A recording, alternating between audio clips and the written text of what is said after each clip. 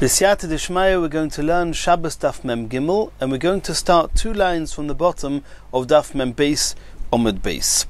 We're just in the middle of the sugya that Rav Chisda said that even though you're not allowed to put a dish underneath a lamp to collect the shemen, so too you're not allowed to put a dish underneath a chicken to catch an egg, but you are allowed to turn a dish upside down on top of an egg that it should not get trampled.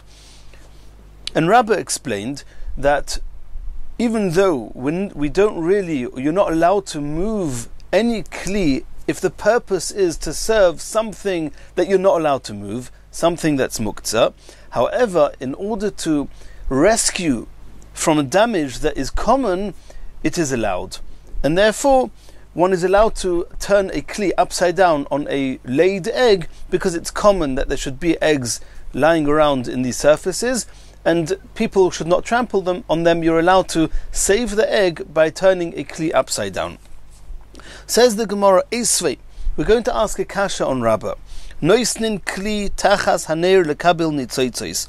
The halacha is, it's a Mishnah, you're allowed to put a kli underneath a lamp in order to receive the sparks that are falling from the lamp, even though these sparks are not very common. So how are you allowed to move a dish in order to save whatever is under the lamp from getting burnt? It's called a hatzola, which is not common. And why are you allowed to do that? Says the Gemara, Nitzoitzos nami shchicha. It's common for sparks to come out of a lamp, and therefore since it's common, then you're allowed to save the table or whatever's under the lamp from a danger that is common, and therefore it's mutter. Continues the Gemara Esvei, we're going to ask another question on Rabbah. Koifin ka'oro al haneir, you're allowed to turn a dish upside down on a neir, shelo yoiches b'koira, in order that the pillars on the roof should not get burnt. Over there it would seem that it's a hatzola, which is not shechiach, it's not common for beams to get burnt, so why should you be allowed to turn a kli upside down in order to save the beams? You can't move the beams. And if you can't move the beams, you should not be allowed to move anything for the beams unless it's common. And this is not common. Says the Gemara, Beboti Gechini, it's talking about a room with a low ceiling, the Shchicha Beit Leika, and it's common that there should be a danger that they should catch fire. And since it's a common danger, you're allowed to move a kli in order to save yourself from that danger. Continues the Gemara, V'chein koiro shenishbara, and a beam that broke and is hanging down from the ceiling, you're allowed to support it on the back of a chair or with the sideboards of a bed.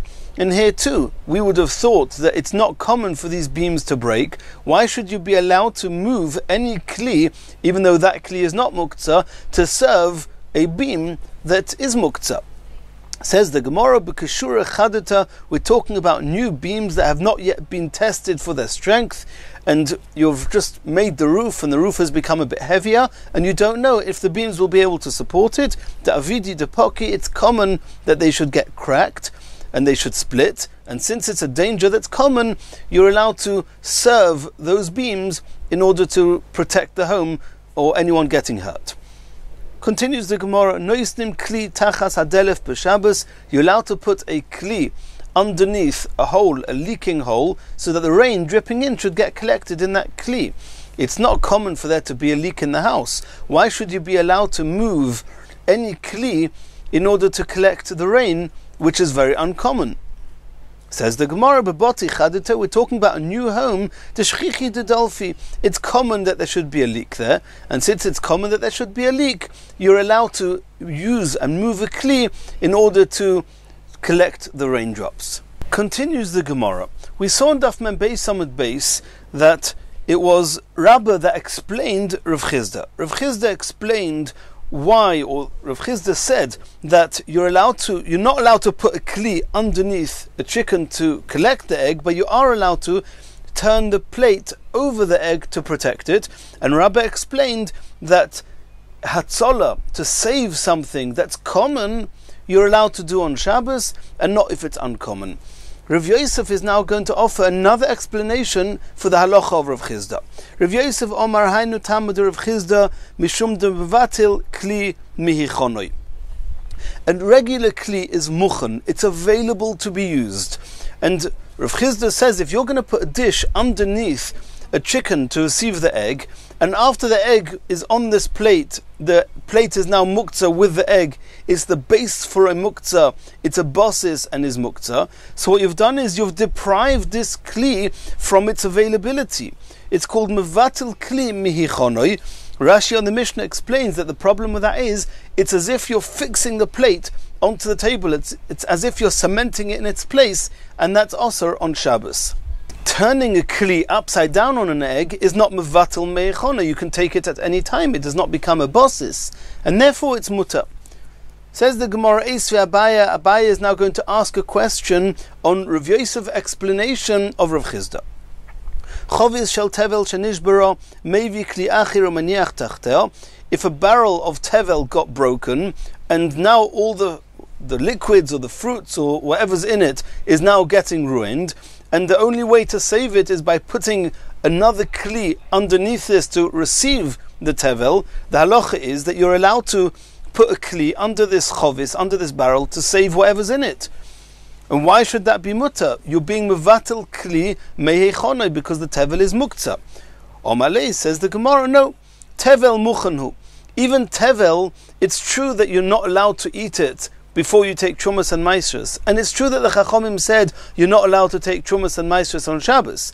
But however, Muchan hu etzel Shabbos, Shem Ovar v'tiknu, if somebody did an Aveira d'Rabbanon, and he did take Trumas and Maasros, Mesukon, it's no longer Tevel. And therefore, in Hilchas Shabbos, we do not perceive the Tevel as being completely mevatel meichonoi. We see it as something that is potentially usable. So if you put a kli underneath it, it's not mevatel kli meichonoi in an absolute oifen, and therefore it's mutter. Continues the Gemara. Noisnin kli tachas haner lekabil nitzotzos. The Mishnah says you're allowed to put a kli underneath a lamp in order to receive the sparks and prevent a fire from breaking out. Over there, putting the plate under the sparks, you're being mevatel kli meichonoi. And according to Rav Yosef, who explained Rav Chizda, that should be asa. Sparks have no substance, and therefore, even once the sparks have landed on the plate, there's nothing really in the plate, and you can move the plate afterwards. You have not made it a basis for something which is muktzah. You've not deprived the plate of its availability of being used. You can move it even after the sparks have landed on it. Continues the Gemara, V'chein kairo shenishbara, a beam that got broken, you're allowed to support that beam with a bench or with the sideboards of a bed. Even though once you support this beam, you're not going to be able to move the safsal or the arukos hamita. They're going to be trapped, they're going to be jammed in. That's also a form of mevatel kli meichonoi. You're depriving it of its availability of being used. Says the Gemara de Rafi, you don't jam it in, it's just placed there lightly, and if you want to move them away, you can, and therefore it's not called mevatel kli meichonoi. If you want, you can take them. Continues the Gemara, noisnin kli tachas hadelef b'Shabbos, you're allowed to put a kli underneath the leaking roof in order to receive the rain. Now, once the rain is in this kli, you're not going to move it anymore. The rain is muktzah, and therefore this kli, you're being mevatel it from its availability. Why is that mutter? Says the Gemara, b'delef haroyu. We're talking about a type of rain which is not muktzah. What rain is muktzah? Only rain that's not drinkable. However, if it's drinkable water, for whatever reason, that particular rain is drinkable, and therefore you're not being mevatel the kli meichonoi. You're collecting the water. Afterwards, you take the plate with the water and you can drink it. Continues the Gemara. You're allowed to turn a vessel, a basket, upside down near where the chicken's coop is, and in order for them to jump up.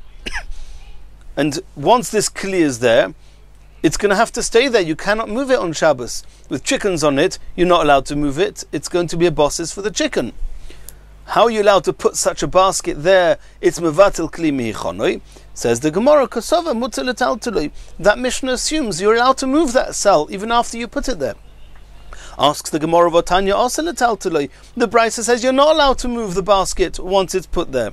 Says the Gemara, Ba'idon Olov, it's only also whilst the chickens are on the basket. But as soon as they hop off the basket, you're allowed to move the basket away. Votanya afal pisha einaydon Olov. But the Brisa says it remains muktzah even after the chickens are no longer on the cell. Even afal pisha einaydon Olov osir, it's still osir. Omer bavo ba'idon Olov kol bein hashmoshes. When does the Brisa say that the basket becomes muktzah the whole Shabbos, even when the chickens are not on it anymore, and then it would be called mevatel kli bihichonoi?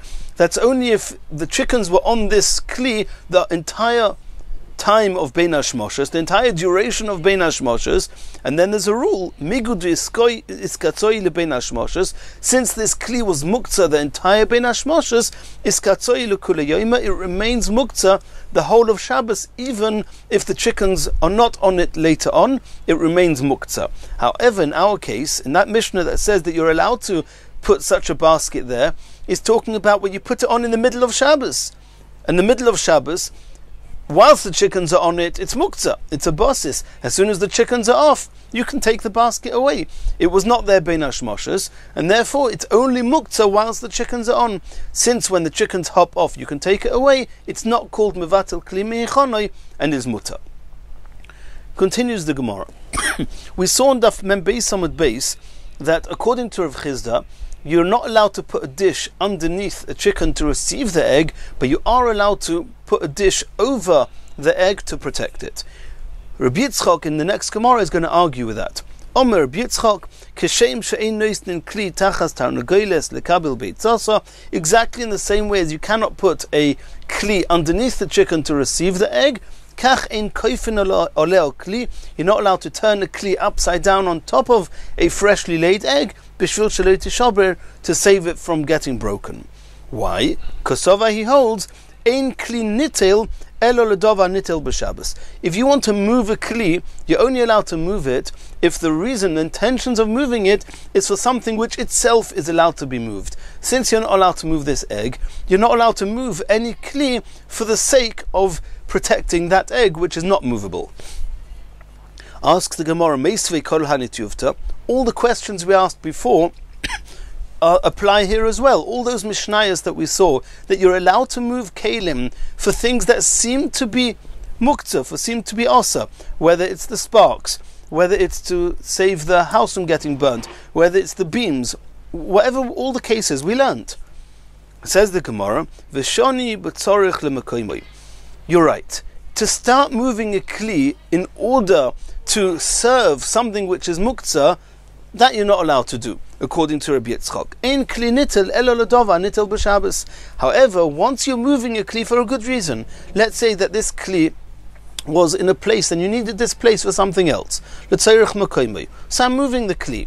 Once I've got the kli in my hand, I was allowed to take it. Once you're allowed to take it, you can put it wherever you want, even to serve something that something is not movable and not takeable. It's not nitel on Shabbos.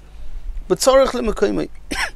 Says the Gemara Toshima, Achas beitza shenolda b'Shabbos. An egg that was born on Shabbos, which is muktzah, it's noilad. V'achas beitza shenolda b'Yom and an egg that was born, that was laid on Yom Tov, which is also noilad, it's also muktzah. Ein metaltalin, you're not allowed to move anything. Lo lechasis boas akli, you're not allowed to use the egg in order to cover the hole, an opening of a kli. And also, you're not allowed to rest a bed on an egg. When you stand an egg on its points and you do it in the right position, you can even support a bed on it. You're not allowed to do that. Avol, you're allowed to turn a kli upside down on a freshly laid egg in order that it shouldn't get broken. And here we have a question. Since this egg is einoi nitel, it's muktzah, how can you move a kli and turn it over to serve the egg? Says the Gemara, we're talking about that this kli that you're using to protect the egg, you didn't take it for the egg. You took it, you had another reason, you needed the place where it was before. Once you've got it in your hand, you can put it wherever you want. You can even put it over an egg. Says the Gemara, Toshima, Peirusin machzolois al gabe avonim b'Shabbos. You're allowed to spread mats over stones on Shabbos in order to protect them. And the stones are muktzah. How can you move a mat for the sake of the stones? Says the Gemara, ba'avonim mukuruzolois. We're talking about pointed stones. They're not muktzah because they can be used for a person to wipe himself in the bathroom. The chazin lebeis hakisei, you can use them in the beis hakisei, and therefore the stones are not muktzah. The stones are nitel. If the stones are movable, then the mats are allowed to be moved to serve the stones. Continues the Gemara. Toshima, poilsin machzolis al gabe levonim b'Shabbos. You're allowed to spread mats over the levanim, different types of stones, on Shabbos. Those stones are muktzah. So how can you move a mat? The mat in its own right is not muktzah, but how can you move it in order to serve the levanim which are muktzah? Says the Gemara, it's true that the levanim that are designated to be used in a building, they are muktzah. However, these stones were left over after the building. Now that they're left over, they were used in order to lean on. They used to sit on the low couch, and they used to lean on something behind them. They would use these stones to lean on. And since they would use these stones to lean on, they're not muktzah. They were not designated to be used for building. If they're not muktzah, they're movable. If they're movable, then you can move something else, namely the mat, in order to protect them. Tashema, Perusin machzeles al gabe kaveres devorim b'Shabbos. You're allowed to spread a mat over a bee's hive on Shabbos. B'chama mipnei chama, to save them from the sun, or b'gshomim mipnei gshomim, and to save them from the rain. Ubilvat shelo yiskavin lotzud, unless on condition that you don't intend to trap them there. If you spread a mat, a machzeles, over the hive, you may end up trapping them. As long as you don't intend to trap them, it's mutter. And the question is that these bees are muktzah. So how can you move the mat in order to serve the bees? Says the Gemara, I'm not trying to serve the bees, I'm trying to serve the honey. In the hive, there's honey. I want to protect the honey. The honey is not muktzah. I'm allowed to spread a mat in order to protect the honey. Rav Ukva from Meishon asked Rav Ashi as follows: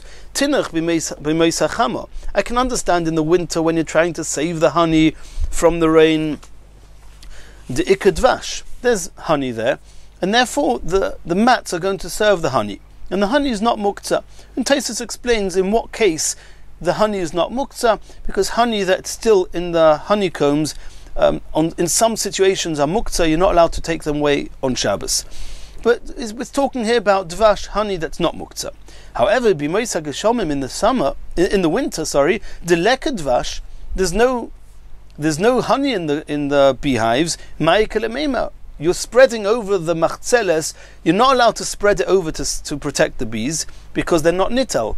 There's dvash. There's no dvash there. So how are you allowed to spread over machzeles b'geshomim mipnei geshomim to protect from the rain?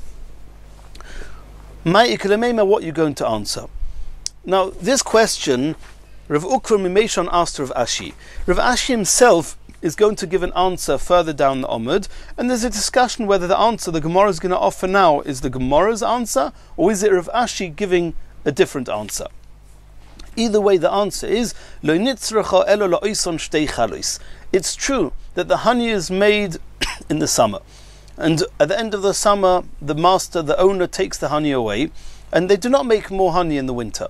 However, in order that the bees should not die of starvation, the owner leaves two chalois tvash, two honeycombs, inside the beehive, in order for the bees to eat.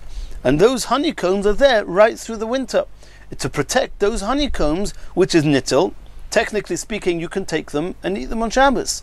To protect those honeycombs, you're allowed to spread mats over the hive. Asks the Gemara, since they have been designated for the bees and not for people, it's muktzah. And again, you're not allowed to move a mat in order to serve something that's muktzah. Says the Gemara,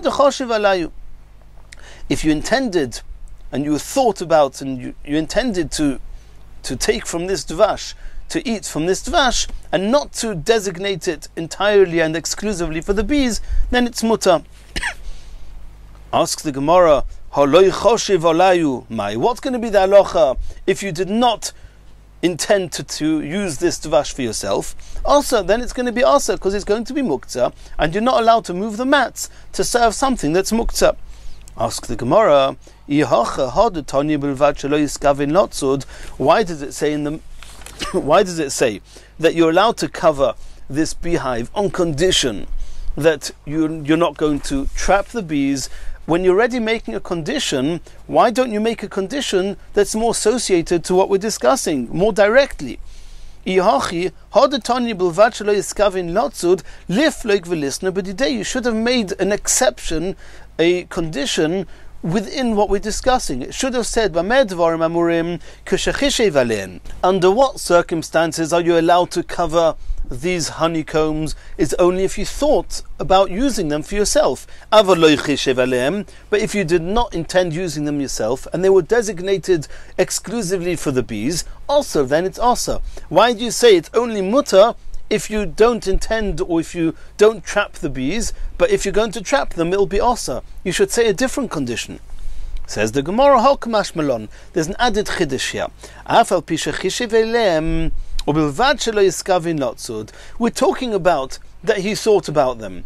And even if you thought about the dvash, and you intended taking some of the dvash yourself, even then, it's going to be asa if you're going to trap them. As long as you do not intend to trap the bees, then it's going to be mutter, but providing that you had in mind to take some of the dvash yourself. Says the Gemara, Mani, this halacha that we just learned now, that you're allowed to cover over a beehive with a mat, that you do not intend to trap the bees. If it's going to be Reb Shimon who says a dover she'einei miskavein mutter, even though it's a melacha of trapping, but since you do not intend to trap the bees, you don't want to trap the bees, it's mutter, lesle muktzah. According to Reb Shimon, he doesn't hold of muktzah in most cases, and there would be no problem of covering a mat even to save the bees, never mind the honey. He doesn't hold of muktzah. Reb Yehuda, and if it's going to follow Reb Yehuda who says that even a dover she'einei miskaven is asa, kiloi miskaven ma'hava. What does it help that you don't intend to trap the bees? If you are trapping the bees, it's asa. Hodover she'ein miskaven asa. It should be asa to cover the hive with a mat. You're trapping the bees. Says the Gemara, L'olam Reb Yehuda. You're right. This is Reb Yehuda. My ubilvad shelo yiskaven lotzud. The words ubilvad shelo yiskaven lotzud, on condition that you do not intend to trap. It doesn't mean you may well be trapping them, but as long as you don't intend to trap them, that wasn't your intention, it's mutter. No, it means shelo ya'aseno kematzuda. It means that on condition that you do not trap them, make sure that the way you put the machzeles, the mat, is in a way where the bees are not going to be trapped. You have to leave a little bit of space in order that they shouldn't automatically and by default be trapped, and they should have an escape, and if they can escape from that hole, it's not seder. And that's what it means, ubilvad shelo yiskavin lotzud. Rav Ashi Omar. Rav Ashi is now giving another answer to the question that Rav Ukva Mimeshon asked. Rav Ukva Mimeshon asked that you said over there in the Mishnah that you're allowed to cover the hive to save from the sun and to save from the rain, and we said that that's talking about summer and winter. And Rav Ukva asked a question, in the winter there is no honey there, and then we had to answer that there is a bit of honey there even in the winter. It's the 2 honeycombs that the owner leaves behind, etc. Rav Ashi's got a much simpler solution. Rav Ashi Omar miktoni b'imoisa chama. Did the Mishnah there say that we're talking about the summer, or b'imoisa geshomim in the winter? B'chamo mipnei chama. It says that you're going to protect the beehives and the honey from the sun, or b'geshomim mipnei geshomim, and from the rain. It doesn't talk about the seasons of the year. It's ubikshomim mipnei geshomim toni. It talks about the rain, not the winter. B'yoyim Nisan or b'yoyim Tishri, in the month of Nisan and the month of Tishri, de'ika chama ve'ika tzina, ve'ika geshamim, ve'ika dvash. It's not the middle of winter where there's no more honey. There's still honey there, and there's rain, and there's sun. And in those months, you're allowed to put a mat over in order to protect the beehives. It can be full of honey, and it's mutter because you're covering it to save the honey and not to protect the bees. And there's honey there because it's not yet the middle of winter. Continues the Gemara. Omar luhu Rav Sheshes. Rav Sheshes said, Puku, when you go up to Eretz Yisrael, v'imru leil Rav Yitzchak, say to Rav Yitzchak, kvatir Gemara Rav Huna l'shmaiteich beBavel. That Rav Huna in Bavel already said what you, Rav Yitzchak, said, that ein kli nitel elo l'dovar. A nitel, you're only allowed to move a kli to serve something that itself is movable on Shabbos. The Omer Rav Huna. Rav Huna said, Oisin mechitza lemeis bishvil chai, ve'ein oisin mechitza lemeis bishvil meis. If there's a dead person, and you want to make a mechitza, some partition to protect it, you're allowed to make a partition to serve a live person. You may not make a partition to serve a dead person, because a dead person is not allowed to be moved on Shabbos, it's muktzah. Maihi. The Gemara is now going to explain what's this halacha of Rav Huna. Ta'omer Rav Shmuel bar Yehuda, v'chein tana shila mori, meis hamutel b'chama. If a dead person is lying in the sun, boin shnei b'nei adam, two people come v'yoishvim b'tzido, and they sit on the floor on each side of him. On a hot floor, we're talking about a hot day. Cham lohem milamata, underneath them the floor is hot. This one can bring a bed and sit on it. And this one can bring a bed and sit on it. They're feeling hot from the sun scorching down on top of them. They bring a mat, and they hold it above them with their hands. They don't put it onto some poles or anything. They just hold it above them, and that's allowed on Shabbos. Once he's holding up the mat, a person is allowed to stand up and just make a support for the mat that he's holding with his hands. He takes the bed he was sitting on, he lifts it up to support the machzeles on top of him. And then this person, for all intents and purposes, he can leave. And he can go away. And the other person can do the same. He can lift up the bed to support the machzeles that he was holding up with his hands, and then he can go. So then it turns out, what transpires, what you're left with is with a mechitza, with a separation, with a machzeles that's covering the mace. But this machzeles was made for the live people that were there, to serve them and not to serve the person that is not alive. And here the Mefarshim Rashi already explains, why did we have to go at length, first sit on the floor, then bring the bed, then bring a machzeles, hold it with your hands, then bring a bed. And Rashi explains that an oihel, even though this is an oihel arai, it's a temporary type of separation, nonetheless, you're not allowed to do it in a regular fashion, starting from underneath, first putting up poles and then making a covering. You have to do it in a strange way with a shinoi. You first have to, step by step, in order that it shouldn't look as if you're going to serve the dead person, you first sit there and step by step you bring the beds, then you bring the machzeles, then you hold the machzeles up with your hands. Now that the covering is in position, and now it's the opposite the way you normally make a covering. Normally you first start with the poles and you put a covering on top. Here the covering is there first, you're holding it with your hands, and then you place a support under the covering, namely these beds, you stand them upright to support the covering. That is mutter. Continues the Gemara, Itmar. Meis hamutel b'chamo, if a dead person is lying in the sun and he could get foul and it's not covered. Rabbi Yehuda Omar Shmuel. Rabbi Yehuda said in the name of Shmuel, Hoivchai mimita lemita. You're allowed to, he's on one bed, you're allowed to roll him over onto another bed, and then from that bed to another bed, one after the next, and that way, in an indirect way, without touching the mace directly, you're moving him from place to place until he comes to a shaded spot. That's what Shmuel says. Rav Chanina Bar Shlamya Mishmei Rav, in the name of Rav it was said, Omar, Maniach olav kikor oitinek, you can put a loaf of bread or a child on top of the mace, and then the mace will become tofel, will just be considered as if an annex to the bread and the child. umetaltale, and then you can move the dead person as if you're moving the child and the bread, and just by the way, the dead person is being moved as well. Says the Gemara,